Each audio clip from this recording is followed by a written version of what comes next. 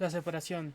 Voy a contar lo que ocurrió cuando yo tenía 13 años. Es algo que no he podido olvidar, como si la historia me hubiera tomado del cuello. Puede sonar extraño, pero incluso siento las manos de la historia sobre mí, una sensación tan precisa que hasta sé que trata de manos con guantes. Mientras la historia sea un secreto, me tendré prisionero. Ahora que comienza a escribir, experimento un ligero alivio. Las manos de la historia siguen sobre mí, pero un dedo ya se ha soltado como una promesa que estaré libre cuando termine. Todo empezó con un olor a puré de papa. Mi madre hacía puré cuando tenía algo de que quejarse o estaba de mal humor. Trituraba las papas con más esfuerzo del necesario, con verdadera furia. Eso le ayuda a relajarse. A mí siempre me ha gustado el puré de papa, aunque en mi casa tuviera sabor a problemas. Aquella tarde, en cuanto oí el vapor de que salía de la cocina, fui a ver cómo estaban las cosas. Mi madre no advirtió mi presencia.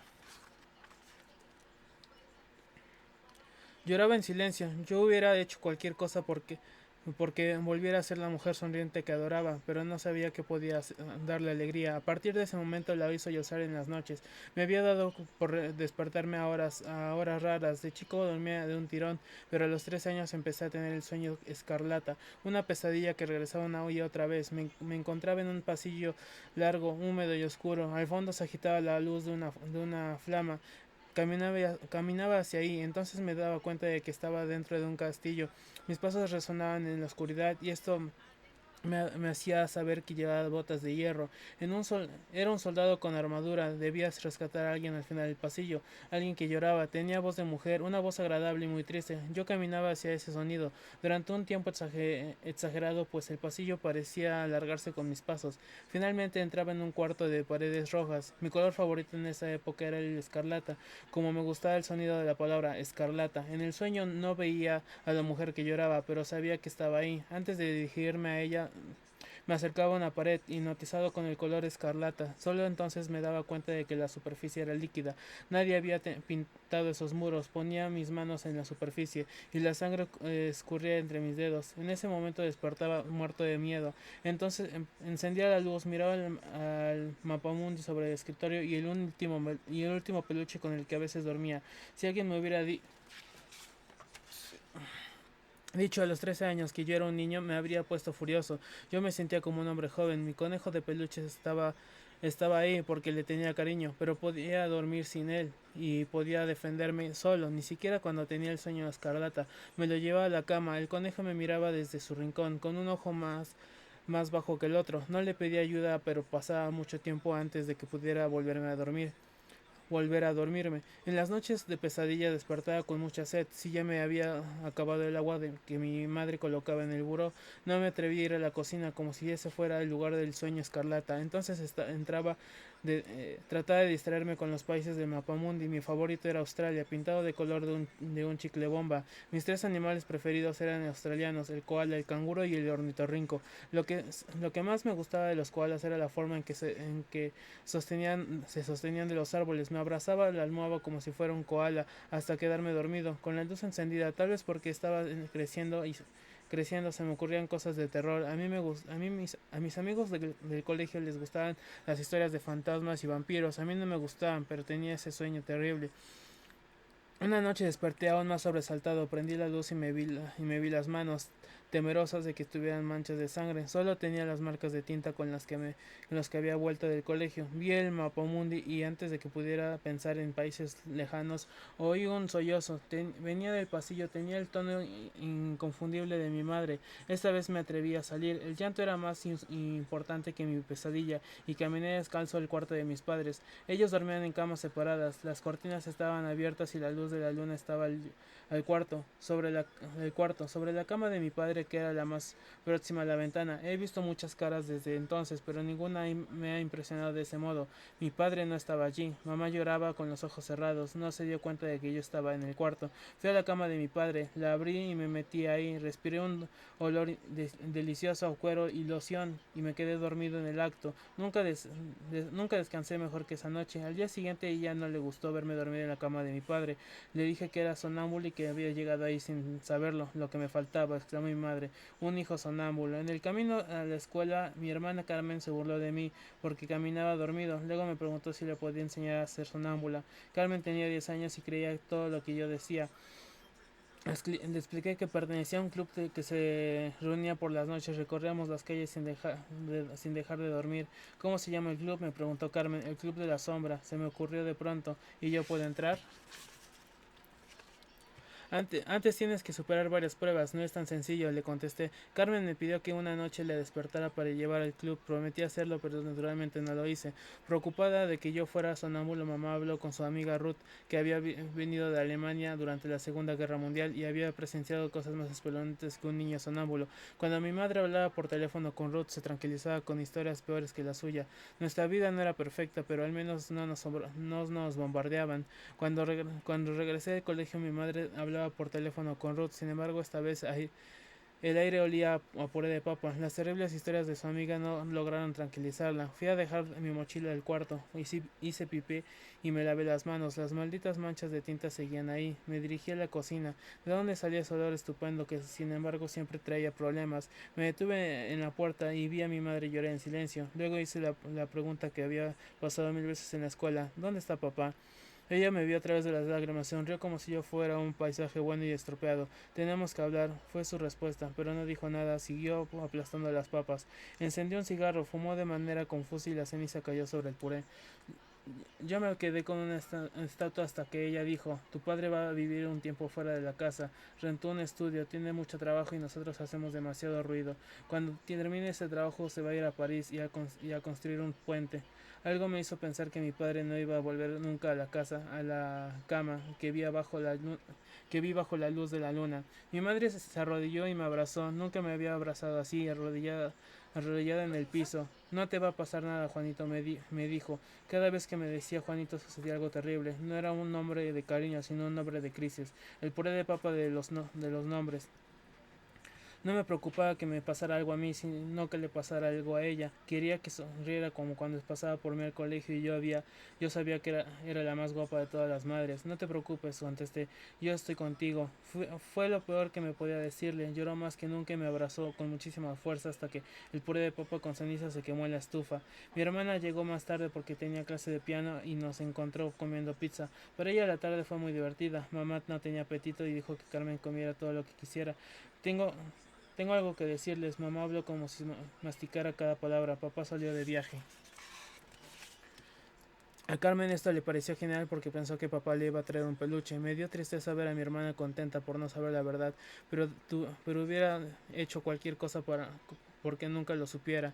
En esa época no estaba de moda el divorcio. Ninguno de mis amigos tenía padres divorciados. Sin embargo, yo sabía que eso podía suceder. Había visto una película muy divertida sobre un niño que se la pasaba de maravilla porque tenía dos casas y logra que lo consistieran mucho en las dos. Mis padres no se peleaban, pero tampoco hablaban como si se quisieran y nunca se daban un beso ni se tomaban de la mano. Una tarde revolvieron papeles en el escritorio de mi padre. Encontré una carta dentro de un libro. El sobre tenía dibujos estupendos, espirales rosas, asteriscos azules, relámpagos en verde zigzag. Parecía la portada de un disco de rock. El sobre contenía una carta. Era de una amiga que quería mucho a mi padre y esperaba viajar con él a París. Sentí un hueco en el estómago y le di la carta a mi madre. Esto fue 2 meses antes de que se nos quemara el puré de papa. A veces pensaba que ella se había puesto triste por mi culpa. Todo había sucedido porque yo le entregué la maldita carta. ¿Te vas a divorciar?, le pregunté a mi madre cuando Carmen no nos oía. Yo no quería divertirme en dos casas como el niño de esa película. La verdad, tampoco quería ver a mi padre. Quería que regresara para que mi madre estuviera contenta. Nada más, no sé qué va a pasar. Papá lo quiere mucho. Eso es lo que importa, eso es lo importante. A mí no me importaba que me quisiera. Yo quería que la quisiera ella. Fui a mi cuarto a hacer un juramento importante. Tomé el mapa mundi y ante el mapa de Australia juré que en esa casa íbamos a ser felices porque aunque me costara mucho trabajo lograrlo. Esa noche no tuve pesadillas, pero tampoco pude dormir. Fui al cuarto que había sido mi padre, donde ahora sobraba una cama. Bueno, creí que sobraba una cama. Me iba a acostar ahí cuando vi que Carmen se me había adelantado. Como siempre, parecía muy contenta. Tal vez soñaba que la admitían al club de la sombra. El frasco de hierro. Mi madre empezó a dejar cigarros por todas partes, ni siquiera los fumaba completos. Estaba tan nerviosa y hacía tantas llamadas telefónicas que los cigarros se juntaban en montoncitos en el cenicero sin que ella acabara de fumar uno solo. Había señales de humo en cualquier sitio, como si viviéramos en un campamento piel roja. Todo olía a ceniza y a puré de papa. Durante las semanas de separación comimos albóndigas con puré de lunes a sábado. El domingo mi madre nos dejó con su amiga Ruth, que nos dio unas salchichas alemanas deliciosas, espolvoreadas con algo que yo no conocía, nuez moscada. Mi madre pasó tardísimo por nosotros. Carmen ya estaba dormida, abrazada a su castor de peluche. Yo me caía de sueño, pero al caer a oír la conversación entre mi madre y su amiga, lo peor son las vacaciones, dijo mi madre, no sé qué hacer con ellos. Ellos, éramos Carmen y yo. Algo saldrá, dijo Ruth. Yo me puedo quedar con la Pinta. La Pinta era nuestra perra, raza maltés, color blanco y negro. Me sorprendió y en parte me tranquilizó que Ruth ofreciera quedarse con la perra y no con nosotros. ¿Por qué no podíamos pasar las vacaciones en casa? Faltaban 2 semanas para el fin de cursos. En el colegio ya estudiábamos poco. El maestro había dejado de tener prisa. No daba un papel para que dibujáramos cualquier cosa. Durante varias horas luego cantábamos canciones muy largas y no le importaba que nos equivocáramos. Era como si la clase de verdad ya hubiera acabado y solo estuviéramos ahí por compromiso, llenando los días que faltaban para el verano. Las vacaciones grandes, como les decíamos nosotros. El mejor momento de la vida era el primer día de vacaciones. El sol entraba de otro modo al cuarto, un sol aminoso, color miel, que calentaba las cortinas y hacía cosas que venían 2 meses sin escuela. En ese primer día podía pasar cualquier cosa, como si la luz llegara de Australia y sus desiertos de arena rojiza. Si dejas de comer durante un año algo que te gusta muchísimo, chocolate, espagueti o pollo rostizado, y de pronto vuelves a probarlo, te gusta todavía más que antes. Así era el primer día de vacaciones. Pablo, mi mejor amigo, vivía a 2 calles de la nuestra. Habíamos planeado muchos juegos para el verano, incluyendo entrar a una casa abandonada que tenía las ventanas rotas y donde vivían gatos salvajes. Iba a ser el mejor verano de mi vida, pero mamá tenía otros planes. Una tarde regresé de jugar con Pablo y encontré el pasillo lleno de cajas. Las cosas de tu padre, explicó mamá. Me asomé a una caja y vi libros. Mi padre estudió ingeniería y había escrito un libro de título muy raro, Puentes de voladizo. Me explicó que así se llaman los puentes que se parten en dos y se alzan para que puedan pasar los barcos. Pensé que él iría por sus cosas, pero poco después llegaron 2 cargadores y se llevaron todo en un santiamén.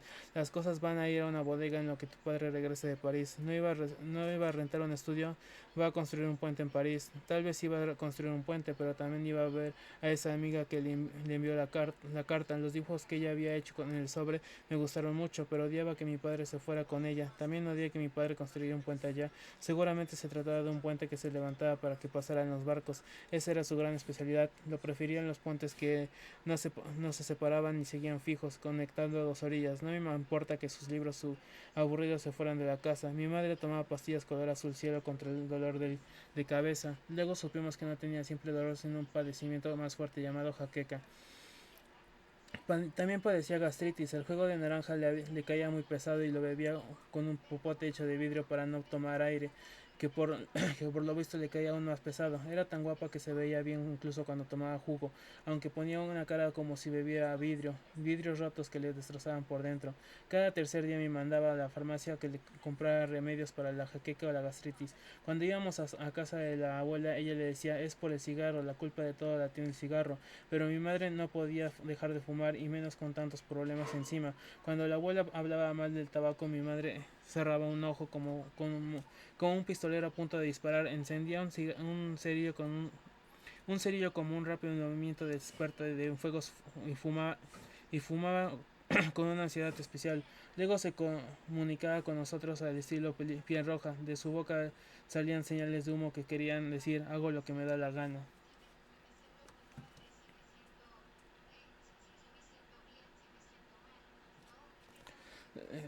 Es por me da la gana. Una noche soñé que entraba en la casa abandonada siguiendo un gato blanco en todas partes. Había fogatas hechas con muebles. Llegaba al salón inicial donde ardía una mesa muy grande.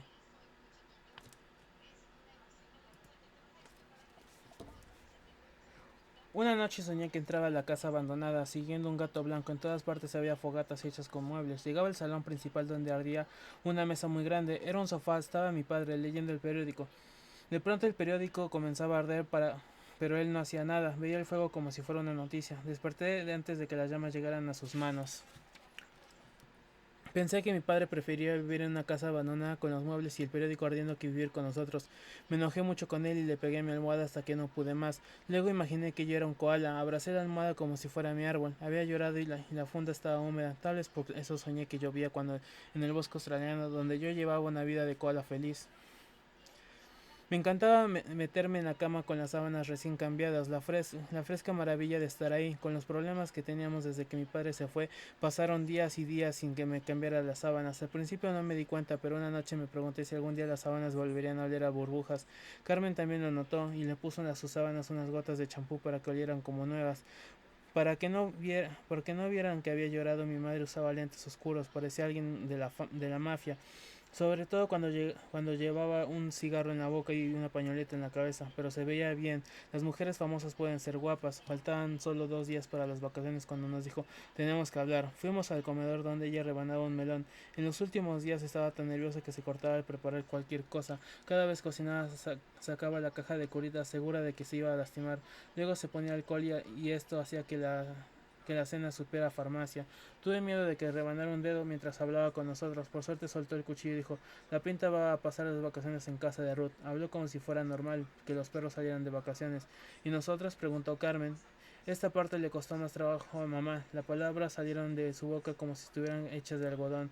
Los Bermúdez te quieren mucho, respondió mamá. Leila Bermúdez era la mejor amiga de mi hermana, como siempre. Carmen quedó feliz con la solución. Si estuviera en un barco a punto de naufragar, estaría muy contenta de subir a un bote inflable y en los peores momentos se encuentra algo fantástico. Como ella le mandaron con su mejor amiga, pensé que me mandarían a casa de Pablo, pero mi madre dijo, tú vas a ir con tío Tito. ¿Por qué? Él lo pidió. Prefiero ir con Pablo, con la abuela. Pablo tiene 4 hermanos. No hay lugar para ti. En cuanto a la abuela, está demasiado vieja para atender a otra persona. Prefiero ir con otra gente. ¿Por qué? Mi tío tiene pelos blancos que le salen de la nariz. Fue lo único que me ocurrió decir. Era cierto. Tito se rasuraba las orejas porque también a él le crecía pelos blancos, pero no hacía nada que, no hacía nada con los pelos que le asomaban de la nariz. El tío te quiere mucho, comentó mi madre. También esto era cierto. Cada vez que lo veía me leía alguna historia de los 1000 de libros que tenía en su casa. Era excelente hablar de la vida de los dragones, las espadas de la Edad Media y los cohetes del futuro, pero yo no quería vivir con él. ¿Qué iba a hacer en una casa tan oscura como la suya, con tantos libros llenos de polvo? Tío Tito no tenía hijos, era primo de mi madre y siempre había vivido solo, rodeado de su inmensa biblioteca. ¿Por qué había pedido que yo fuera con él? Me resultaba simpático, pero prefería verlo poco. Tiene libros magníficos, agregó mi madre, pero no tiene televisión. La tele me gustaba tanto como el pollo rostizado. En cambio, los libros me interesaban poco, sobre todo si eran de ingeniería. No seguimos discutiendo porque ella se puso nerviosa. Trató de cortar otra rebanada de melón y un hilito de sangre recorrió la mesa. Ni siquiera puedo cortar un melón, dijo ella, muy decepcionada, muy desesperada. Carmen y yo le dijimos que no era cierto, que en todo el edificio nadie cortaba los melones mejor que ella, y no volvimos a hablar de la casa donde yo pasaría las vacaciones. Al día siguiente pensé que mi madre me quería demasiado para enviarme a casa del tío Tito. Eso no podía ser verdad. Me pareció correcto que la Pinta se fuera a casa de Ruth y aprendiera a ladrar en alemán, y que Carmen se fuera a casa de Leida Bermúdez. Yo me quedaría con mi madre. Ella me necesitaba de eso, estaba seguro. El último día de clase se le olvidó ir por nosotros. Muchas veces llegaba tarde y éramos los últimos en el patio del colegio, pero esta vez sencillamente se olvidó ir. El portero quería cerrar la escuela porque también él comenzaba sus vacaciones. Tomé la mochila de Carmen y la mía y le dije que nos fuéramos andando. Conocía la ruta, pero nunca la había hecho a pie. Tardamos 2 horas en llegar a casa. ¿Qué podría haber pasado para que mi madre no hubiera ido por nosotros? ¿Se habría muerto? ¿Estaría desmayada? ¿Tendría un dolor que no quitaba ninguna pastilla? Tocamos la puerta del departamento y me dije a mí mismo, si no abre en 15 segundos, es que está muerta. La puerta se abrió a los 3 segundos. Mamá nos vio muy sorprendida, como si saliéramos de un sueño. Solo entonces se dio cuenta de que se le había olvidado ir por nosotros. Dios mío, ¿qué hora es? Exclamó. Todo se me olvida. Nos pidió perdón de 1000 maneras. Estaba haciendo sus maletas y se me fue el tiempo. Explicó la maleta de Carmen ya estaba lista, al igual que la canasta con sus peluches favoritos. Faltaba Juanito, dijo mi mamá. Fue por el muñeco que se llamaba como yo. Le había puesto así porque yo aceptara llevarla al Club de la Sombra. Todavía entonces pensé que Carmen se iba a ir a otra casa, pero yo me quedaría. Mamá no que podía separarse de mí. Voy a terminar tu maleta, dijo ella y se dirigió a mi cuarto. La seguí lentamente. La vi arrodillada ante mi cama, doblando camisa y colocándolas con mucho cuidado en la maleta. Lo hace para que me crea que me voy a ir, pero no lo voy a creer, pensé. Siguió mintiendo cosas hasta que llegó un objeto pequeño y oscuro. Era un frasco. El doctor me había recetado hierro. Cada mañana yo tomaba una cucharada de un jarabe negro. Tenía un sabor asqueroso, pero el pediatra le había dicho, el hierro es bueno para crecer, como si yo fuera un puente en construcción. Odiaba esa medicina que los demás creían tan buena para mí. Solo en ese momento, al ver el frasco de hierro entraba en la maleta, supe que todo era verdad, que me iría que me iría de la casa y pasarían 2 largos meses con tío Tito. Si mi madre escapaba algo tan preciso y extraño como ese frasco es que la cosa iba en serio. Entonces aprendí por primera vez y para siempre que ciertos detalles hacen que las historias sean verdaderas. Cuando el frasco entró en la maleta todo me pareció real. Tenía que creerlo. Iba a una casa que apenas conocía. Lo que entonces no podía saber es que eso me iba a llevar a la mayor aventura de mi vida.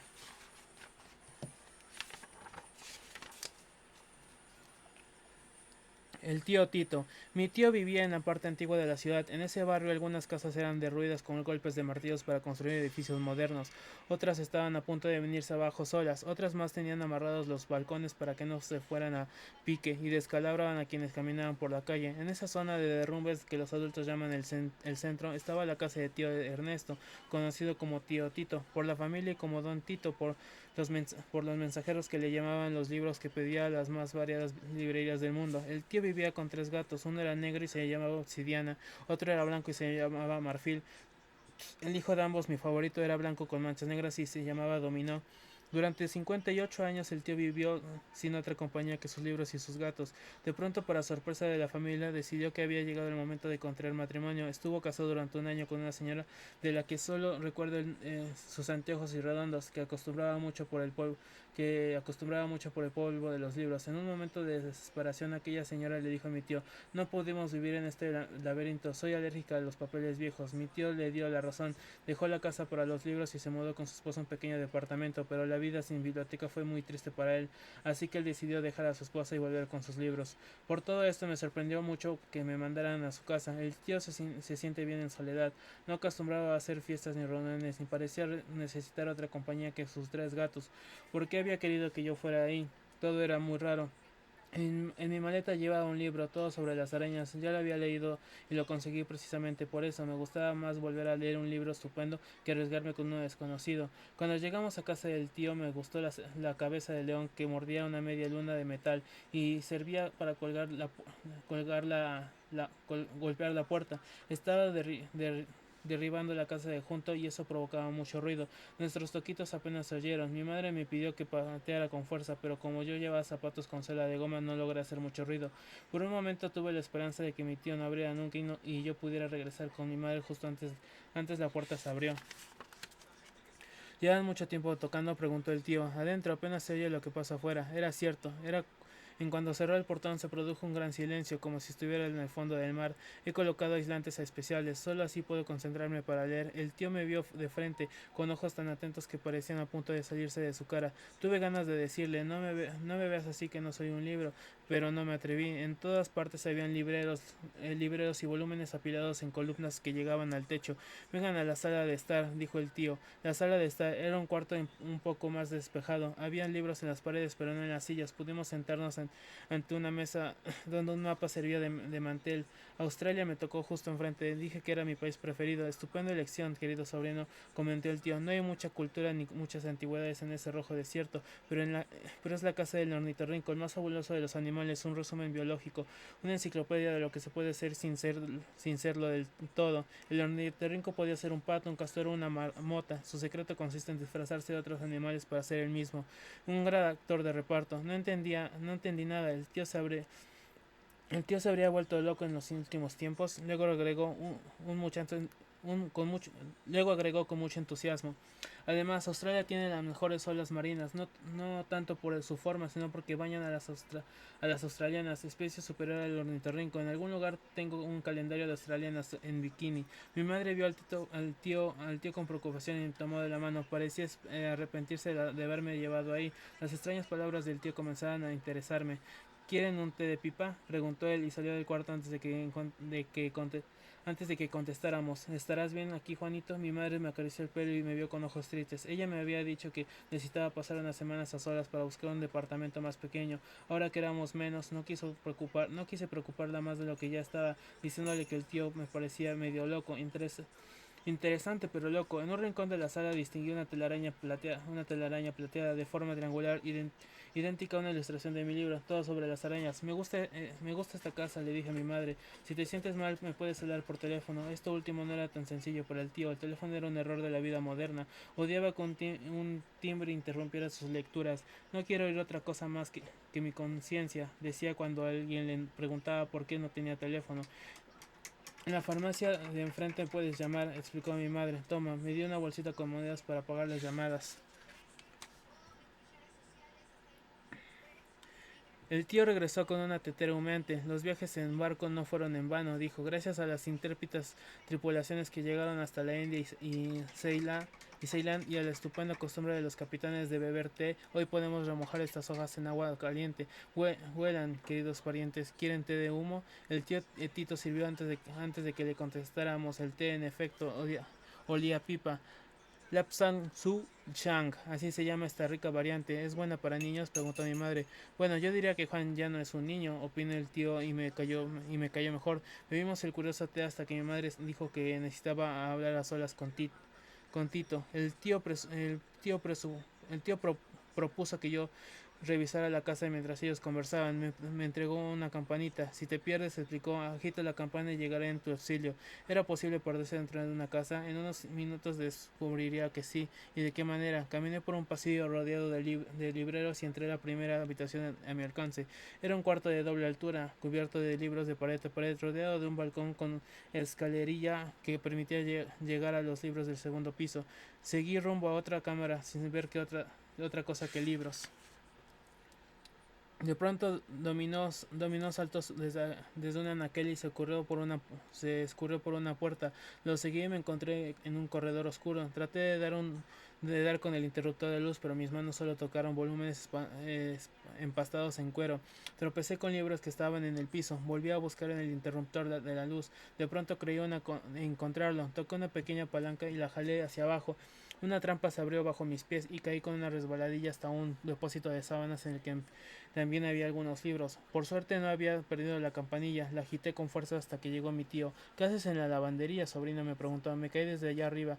Ya te irás acostumbrando a la casa. Tienes muchos recovecos, pero es bastante práctica. Ya descubriste el camino de la ropa sucia. Aquí hay algunos libros. Son para secado y planchado. A veces se me derrama el té sobre las páginas. Cuando regresamos a la sala, mi madre se veía muy tranquila. Le había hecho bien hablar con el tío. Ya vimos la utilidad de la campana, dijo Tito. Nunca te separes de ella. Te aconsejo que te la amarres muy bien. Tengo un libro de nudos y te recomiendo el que se llama Margarita. Una vez atado, mi Dios lo quita. Recitó. Mi madre se despidió con muchos besos y abrazos. Olí su pelo, el mejor olor del mundo. Ella me recordó que le hablara de vez en cuando desde la farmacia de enfrente. Cuando el tío y yo nos quedamos solos, me dijo: muy bien, ahora propongo que pongamos en práctica el método del famoso detective Sherlock Holmes para conocer personas.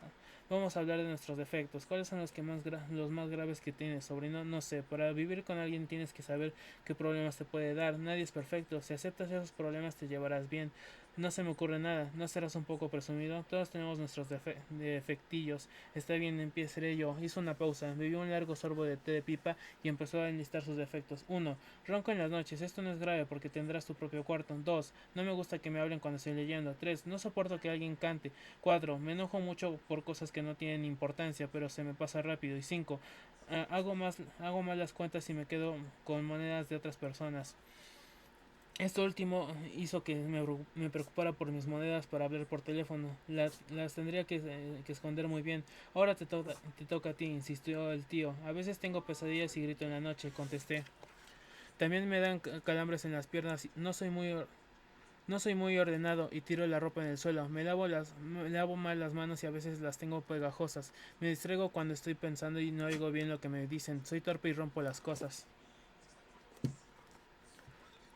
Nunca había pensado que tuviera tantos defectos, pero me hizo bien decirlos. Puedo vivir con todo eso, opinó el tío muy reflexivo. ¿Y tú? ¿Puedes con mis defectos? Sí, perfecto. Esos problemas nos unirán mucho. El tío me dio un abrazo y al hacerlo volcó su taza de té. Unas gotas fueron a dar a su pantalón. Maldita sea, gritó con furia. Luego se me quedó viendo. ¿Lo ves? Me enojo por cosas que no importan, pero se me pasa en un santiamén. Los problemas que en verdad valen la pena me llaman la atención, pero no me preocupan. He leído suficientes libros para que sea así. Los escritores me enseñaron que los grandes problemas son interesantes. ¿Te gustan las arañas, tío? Le pregunté. ¿Por qué lo dices? Señalé la telaraña triangular en el rincón del cuarto. En esta casa hay arañas inofensivas que protegen de los monstruos. ¿Has tratado de leer mientras un mosquito zumba en tu oído? Odio los mosquitos, son las asquerosas, son las orquestas de la desesperación. Zumban y no puedes pensar en otra cosa. En cambio, las arañas son amigas del silencio, se comen a los mosquitos con todo y su música. Traje un libro que se llama Todo sobre las arañas. Le dije, estás en el lugar correcto para estudiar a las que no son venenosas. El tío Tito puso una mano en mi hombro y agregó, lo vas a pasar bien aquí. Luego suspiró como un nadador antes de lanzarme al agua. Lo vas a pasar bien. Esta casa necesita un joven cerebro. Tus sesos son bienvenidos. Así comenzó mi temporada en el laberinto de libros.